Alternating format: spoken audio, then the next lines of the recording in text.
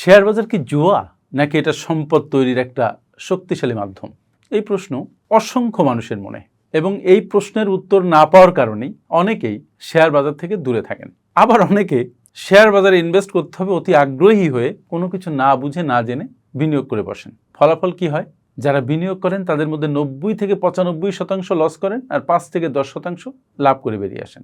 আর যারা share market থেকে দূরে, তারা তো ওখানকার টেস্টই পান না। আপনি যদি মনে করেন যে শেয়ার বাজারে আজকে বিনিয়োগ করে কালকেই বড়লোক হয়ে যাবেন, তাহলে এই যে ভিডিও এটি আপনার জন্য নয়। কিন্তু আপনি যদি মনে করেন যে ইয়াস, আপনি একজন বিনিয়োগকারী, দীর্ঘ সময় ধরে ধৈর্য ধরে শেয়ার মার্কেটের সাথে লেগে থাকবেন, এবং আপনি যদি চান যে আপনার টাকা আপনার হয়ে কাজ করুক, তাহলে এই ছোট্ট ভিডিওটি আপনার জন্য অত্যন্ত গুরুত্বপূর্ণ হতে চলেছে। আজকের এই ভিডিওতে আমি শুধু এ ক্যাটাগরি শেয়ারের কথা বলবো না, আমি আলোচনা করব একটা শেয়ারকে কিভাবে ব্যবচ্ছেদ করতে হয়। দ্যাট ইজ, শেয়ার কেনার আগে এটার ফান্ডামেন্টাল অ্যানালাইসিস কিভাবে করতে হয় সেই বিষয়ে। প্রথমে এ ক্যাটাগরি শেয়ার সম্পর্কে একটু কথা বলি। সেটা হচ্ছে, এ ক্যাটাগরি শেয়ার কিন্তু আপনার জন্য একটা সেফটি নেট। অনেকেই অল্প দামে জেড ক্যাটাগরি বা বি ক্যাটাগরি শেয়ার কিনে সেখানে আটকে যান, কিন্তু একজন দীর্ঘমেয়াদী বিনিয়োগকারী এবং বিশেষ করে একজন প্রফেশনাল বিনিয়োগকারী, বুদ্ধিমান বিনিয়োগকারী, তিনি এ ক্যাটাগরি শেয়ারকে সর্বাধিক গুরুত্ব দেন। কেন? কারণ এ ক্যাটাগরি শেয়ার আপনার প্রতি বছর ডিভিডেন্ড দিতে বাধ্য। পরপর 2 বছর যদি ডিভিডেন্ড না দেয়, তাহলে আবার জেড ক্যাটাগরিতে নেমে যাবে। এদের ট্রান্সপারেন্সি খুব বেশি, এদের এজিএম নিয়মিত হয়, এবং ফিনান্সিয়াল যে স্টেটমেন্ট, সেখানে কোনো ছলচাতুরি করা হয় না, কোনো মিথ্যার আশ্রয় নেওয়া হয় না। আরেকটা মজার বিষয় হচ্ছে, যারা প্রাতিষ্ঠানিক বিনিয়োগকারী, বিভিন্ন মিউচুয়াল ফান্ড, বিভিন্ন বিদেশি বিনিয়োগকারী, তাদের পছন্দের তালিকায় 1 নম্বরে হচ্ছে কিন্তু এ ক্যাটাগরি শেয়ারগুলো। আর এ কারণে এ ক্যাটাগরি শেয়ারের দাম মোটামুটি স্থিতিশীল থাকে। মার্কেট প্রচণ্ড ভালনারেবল হয়ে গেলেও কিন্তু এ ক্যাটাগরি শেয়ার যারা কিনেন, তারা ধসে যান না। ফান্ডামেন্টাল অ্যানালাইসিস নিয়ে কিছু কথা বলি। একটা কথা মনে রাখতে হবে যে ফান্ডামেন্টাল অ্যানালাইসিস মানে কিন্তু শুধু লাভ দেখা নয়, এটা একটা কোম্পানির বিভিন্ন আসপেক্টের পরীক্ষা নিরীক্ষা করা। দ্যাট ইজ, একটা কোম্পানির ডিএনএ টেস্ট করা। যেমন ধরেন কোয়ালিটি অফ আর্নিংস।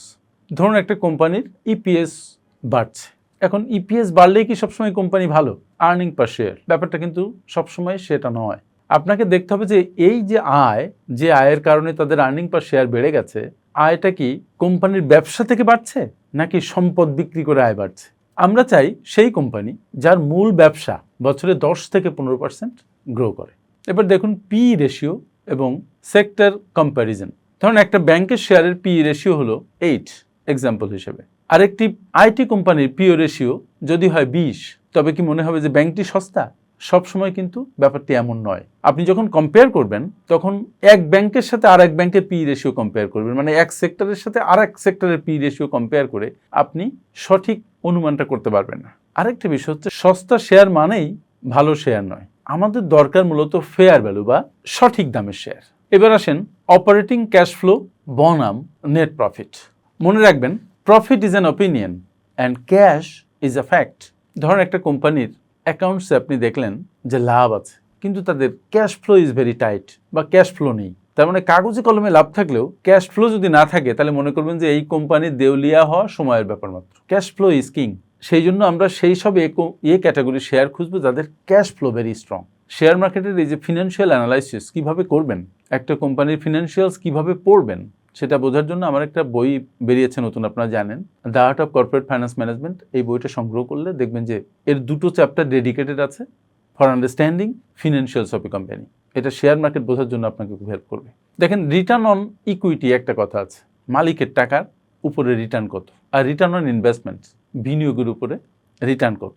যদি দেখেন যে কোনো কোম্পানির রিটার্ন অন ইকুইটি 15%-এর উপরে, তাহলে মনে করবেন যে এই কোম্পানিটা বেশ ভালো করছে। এবার একটা পয়েন্ট নিয়ে কথা বলি যে ধৈর্য বনাম হুজুগ। যে আপনি শেয়ার মার্কেটে বিনিয়োগ করছেন, আপনার কি পেশেন্স আছে নাকি আপনি হুজুগে মাতাল? কেউ কিছু বললে আপনি ইমোশনাল আউটব্রেক করেন এবং ইমোশনালি একটা ডিসিশন নেন, যেখানে ডেটা ড্রিভেন ডিসিশন আপনি নিতে পারেন না। মনে রাখতে হবে, শেয়ার বাজারে আপনি আপনার বুদ্ধির জন্য নয়, মূলত ধৈর্যের জন্য পুরস্কার পান, বেশি লাভ করতে পারেন। যখন বাজার পড়ে যায়, তখন কি হয়? তখন সাধারণ বিনিয়োগকারীরা ভয় পায়, অনেকে শেয়ার বাজার থেকে শেয়ার সব বিক্রি করে বের হয়ে যায়। কিন্তু যারা বুদ্ধিমান বিনিয়োগকারী, তারা ফান্ডামেন্টাল অ্যানালাইসিস করে, বিশেষ করে এ ক্যাটাগরি শেয়ারগুলো, এবং তখন তারা ডিসকাউন্টে এ ক্যাটাগরি শেয়ারগুলো কিনে এবং পরবর্তীতে অনেক লাভ করতে পারে। এই ব্যাপারে বেঞ্জামিন গ্রাহামের একটা সূত্র আছে, মিস্টার মার্কেট আপনাকে প্রতিদিন দাম অফার করবে। আপনার কাজ হচ্ছে যখন শেয়ারের দাম আপনি যেটা কিনতে চান সেটা অনেক কম থাকে, তখন সেই শেয়ারটা কেনা। এখানে আরেকটা কথা আপনাদের বলে রাখা দরকার, 5% রুল বলে একটা কথা আছে।